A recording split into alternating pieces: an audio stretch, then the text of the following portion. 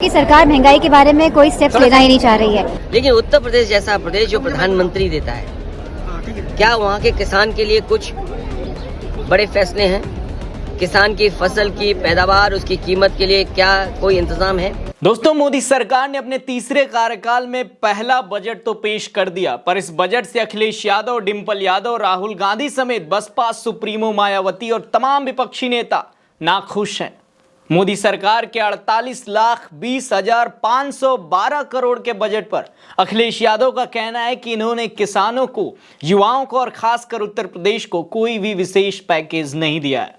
अखिलेश ने यह भी कहा कि जिस प्रदेश ने देश को प्रधानमंत्री दिया, उसके लिए कोई विशेष पैकेज का इंतजाम नहीं किया गया, बल्कि अपने सहयोगी दलों को खुश करने के लिए बीजेपी ने उन्हें पैकेज दिया है। वहीं दोस्तों, अखिलेश के अलावा डिंपल यादव ने भी इस बार के बजट पर सवाल खड़े किए हैं। डिंपल ने कहा कि केंद्र की मोदी सरकार योजनाएं तो लाती है, लेकिन उन पर अमल नहीं करती। महिलाओं को लेकर मुख्य चिंता उनकी सुरक्षा और बजट में इस मुद्दे पर ध्यान नहीं दिया गया है।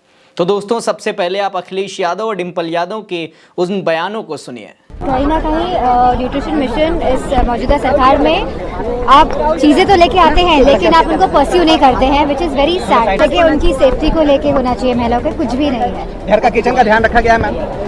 मैं समझती हूँ किचन का ध्यान नहीं रखा गया है, क्योंकि सरकार महंगाई के बारे में कोई स्टेप्स लेना ही नहीं चाह रही है। ये नाउम्मीदी का पुलंदा है, और शुक्र तो इस बात का है कि इंसान इसमें भी जिंदा है इस समय। अशोक भाई को पकड़ना भाई। जो सवाल पहले थे, महंगाई, बेरोजगारी और जो सपने दिखाए गए थे बड़े बड़े, अगर हम यूपी का ही देख लें तो निवेश की हालत क्या रही होगी। और जो बातें आंकड़ों के हिसाब से बड़ी बड़ी कही जाती हैं, जो इनके प्रोजेक्ट चल रहे होंगे, वो प्रोजेक्ट कोई समय पर पूरा नहीं हुआ है इनका। अब मान लीजिए सरकार बचानी है तो अच्छी बात है कि बिहार को, आंध्र प्रदेश को कुछ विशेष पैकेज या विशेष योजनाओं से जोड़ा गया है। लेकिन उत्तर प्रदेश जैसा प्रदेश जो प्रधानमंत्री देता है, क्या वहाँ के किसान के लिए कुछ बड़े फैसले हैं?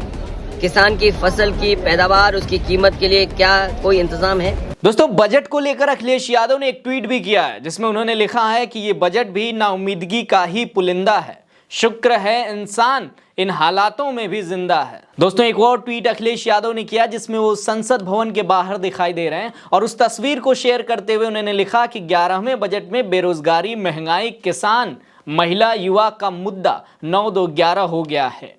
अखिलेश के अलावा दोस्तों, बसपा सुप्रीमो मायावती ने भी बजट को लेकर बीजेपी सरकार को खूब घेरा है। मायावती ने सोशल मीडिया पर पोस्ट शेयर कर कहा कि संसद में आज पेश केंद्रीय बजट अपने पुराने ढर्रे पर कुछ मुट्ठी भर अमीर व धन्ना सेठों को छोड़कर देश के गरीबों, बेरोजगारों, किसानों, महिलाओं, मेहनतकोशों, वंचितों व उपेक्षित बहुजनों के त्रस्त जीवन से मुक्ति हेतु अक्षय दिन की उम्मीद वाला कम, बल्कि उन्हें मायूस करने वाला ज्यादा लग रहा है। इसके आगे मायावती एक और पोस्ट कर कह रही हैं कि देश में छाई जबरदस्त गरीबी, बेरोजगारी, महंगाई, पिछड़ापन तथा यहाँ के 125 करोड़ से अधिक कमजोर तबकों के उत्थान व उनके लिए जरूरी बुनियादी सुविधाओं के प्रति इस नई सरकार में भी अपेक्षित सुधारवादी नीति व नीयत का अभाव है।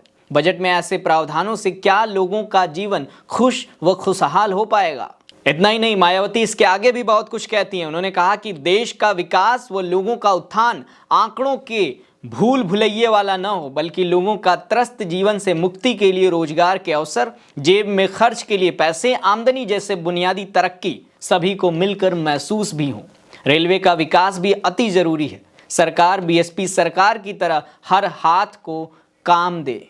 दोस्तों, इस बार के बजट से कोई भी विपक्षी नेता खुश नहीं है। अखिलेश, डिंपल, मायावती के अलावा दोस्तों राहुल गांधी ने भी सवाल खड़े किए हैं।